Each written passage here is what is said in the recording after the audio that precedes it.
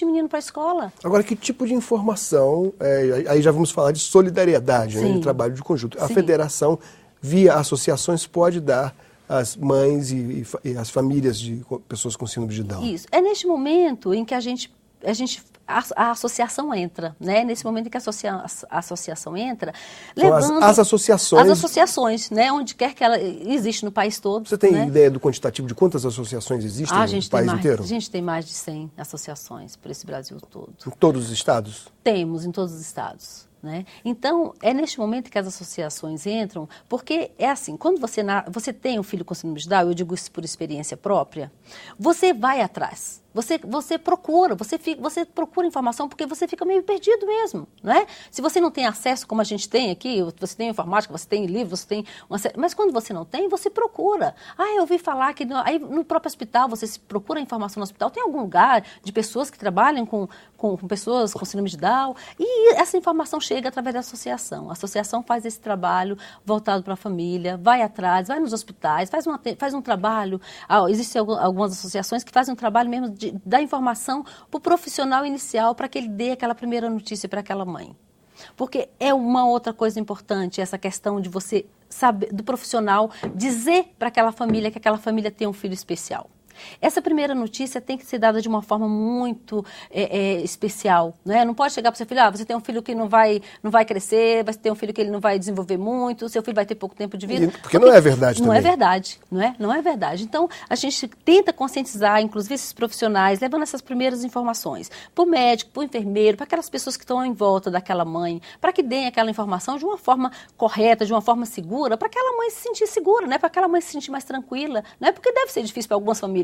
A gente fantasia, todos nós fantasiamos que nós queremos ter filhos perfeitos, normais, que vão andar na idade certa, que vão falar na idade certa, e de repente você se depara com uma novidade, né? Aquele filho que você fantasiou que ele ia ser médico, ele ia ser um advogado, e de repente aquela primeira notícia pode te causar uma certa frustração.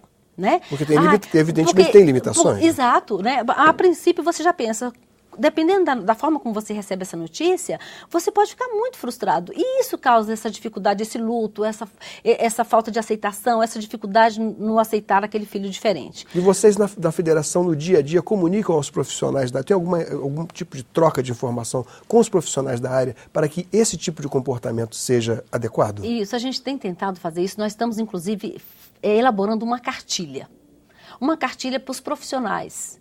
Uma cartilha para os profissionais para que eles aprendam a dar essa notícia para os pais. É uma cartilha para os profissionais e para os pais, né? Porque naquele primeiro momento o profissional precisa ler, precisa se certificar, conhecer, não é? Porque a gente sabe que ainda existe muita dificuldade nas universidades, a dificuldade, não tem matéria que fala sobre síndrome de Down. Eu tive uma aula sobre síndrome de Down. Eu conheci um professor de educação física e falou, eu tive uma aula sobre síndrome de Down.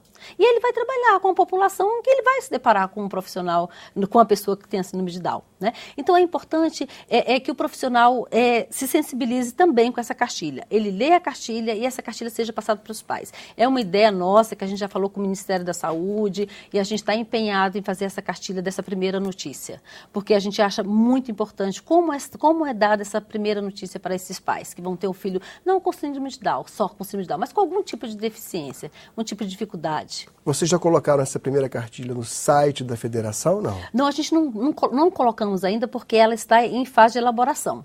Então tem um grupo de mães, um grupo de pais elaborando isso. Então a gente pede opinião, a gente tem algumas redes sociais que a gente participa e nas quais a gente tem pedido para que essas pessoas se manifestem, dando opiniões da elaboração dessa cartilha. Qual foi a dificuldade maior que você sentiu? Como você acha que o profissional deve se posicionar com relação à primeira notícia? Então a gente tem feito, pegando informações de todo o Brasil, de todos os pais que tiveram algum tipo de dificuldade, a notícia foi dada de uma forma não muito legal para ele. Então a gente está pegando esse punhado de informações para a gente colocar nessa cartilha.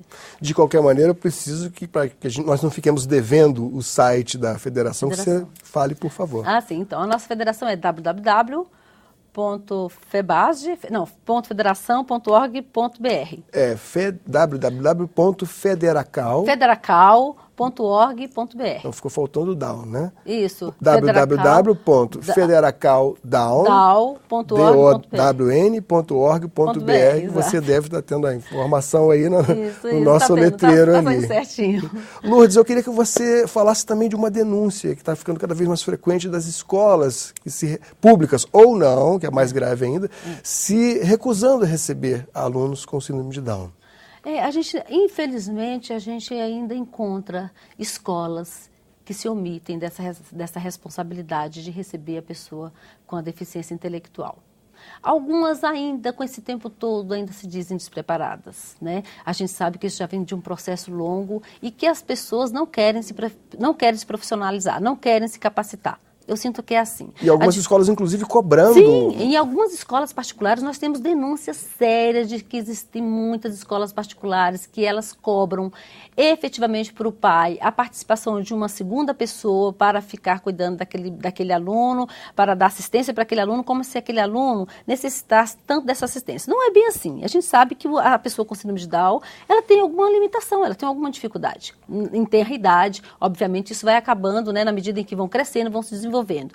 Mas não é necessário que tenha esse profissional pago, uma vez que você já está pagando uma taxa alta pela escola particular. Não é? E nesse caso, na escola particular, os pais devem se dirigir ao PROCON. Ah, sim, com certeza, o Ministério Público fazer denúncia séria mesmo, porque tem que ser autuado, isso não pode ser um desrespeito aos pais que já pagam uma taxa altíssima nas escolas particulares e que não merecem passar por essa saia justa, eu diria, né? Ter que levar mais uma pessoa, ter um gasto a mais por conta de uma obrigação que é da própria escola de manter aquela criança adequadamente, de forma assistida, né, e respeitosa.